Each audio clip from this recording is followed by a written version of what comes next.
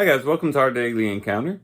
In Ecclesiastes chapter 3, in the first 8 verses, we have perhaps what is the most famous verses found in the book of Ecclesiastes.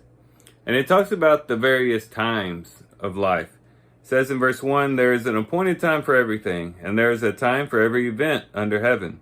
A time to give birth and a time to die. A time to plant and a time to uproot what is planted.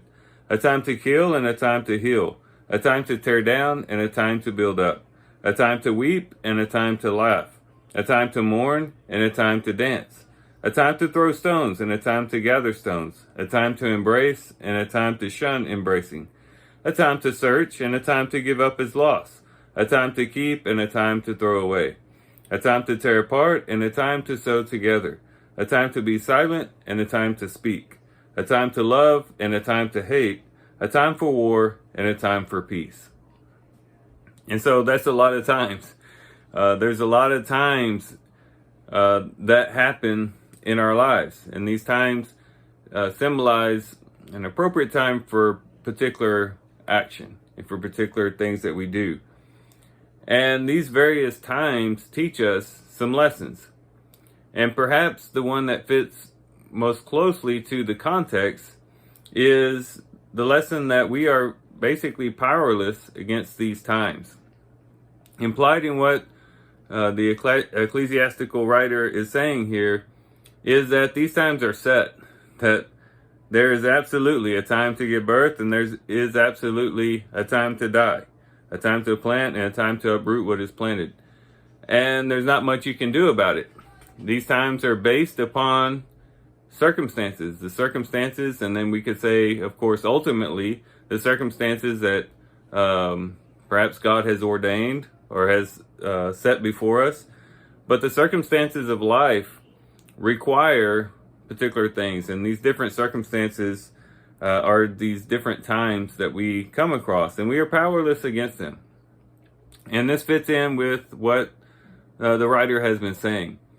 You know, on the surface, as you're reading through the book of Ecclesiastes, you might think, well, these verses kind of seem out of place because he's talking about the vanity of life. He's talking about all these different things that he tried, and all of it was vanity and striving after the wind.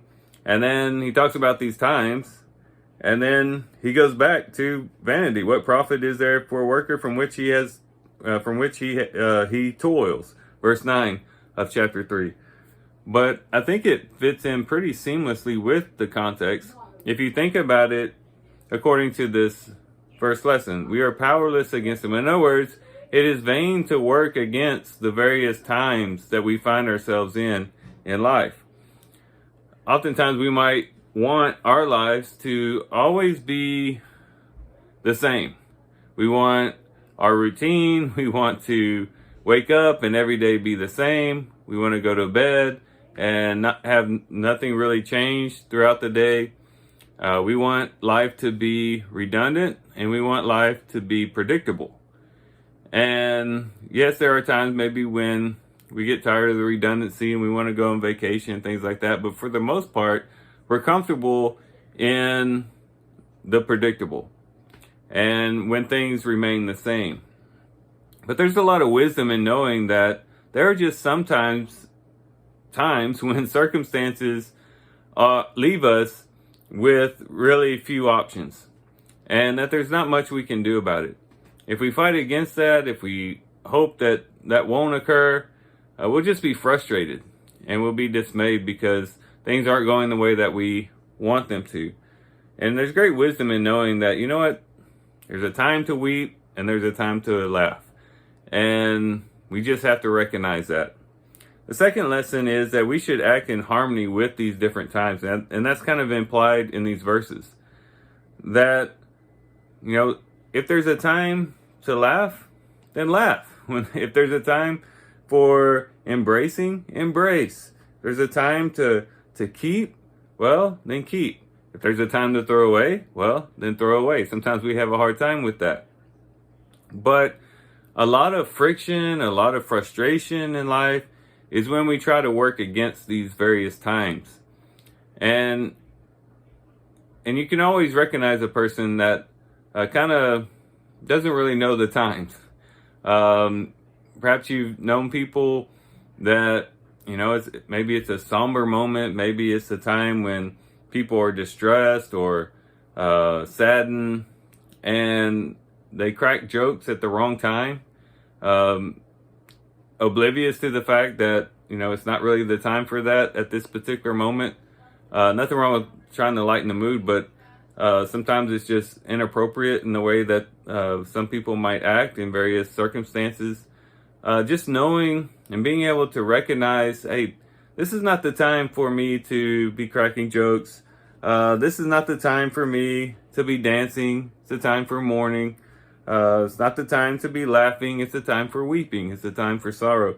There's different times for this, and to be able to be in harmony with that will bring wisdom into our lives, and it will cause a lot less friction with ourselves and with others.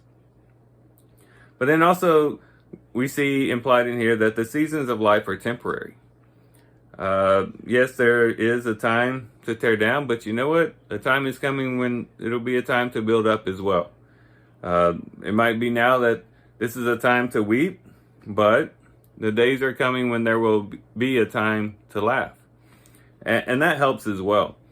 I know that here in South Texas, we have some pretty hot summers. And it's always comforting to know that it's just a season. And some people will say that in South Texas, we just have 2 seasons. We don't have 4 seasons. We either have summer or winter. But nonetheless, we know that it's temporary. And when we're dealing with the heat of summer, we can look forward to the months when it starts to get cooler and it's not quite so hot. It goes from being hot to just warm. And we can kind of take comfort in knowing that it's temporary. And the same thing is true with the seasons in life. We recognize that these are seasons, these circumstances are temporary. It can help us during the hard times. This is just a rough spot that I'm going through, but I'm looking ahead to, and I'm looking forward to better times. And also, if we are in the good times, to recognize that it's not always going to be like that, and to enjoy the good times while we have it, knowing that it might just be that hard times are just around the corner.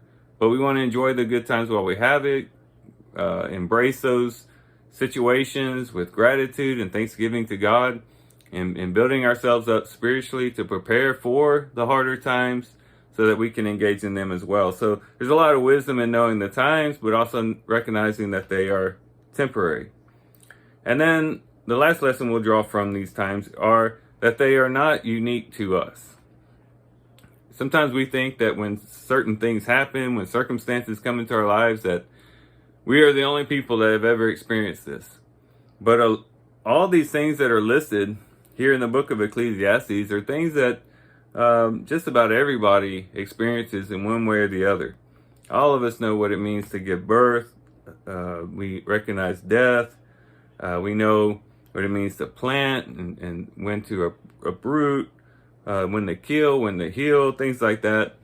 We see these various circumstances in our lives as they arise, and we know that there are positive times and there are negative times.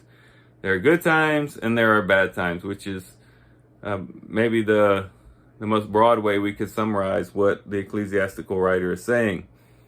But we know that they're not unique to us, and sometimes we can get dismayed. We can get really put out when we think, well, these things only happen to me.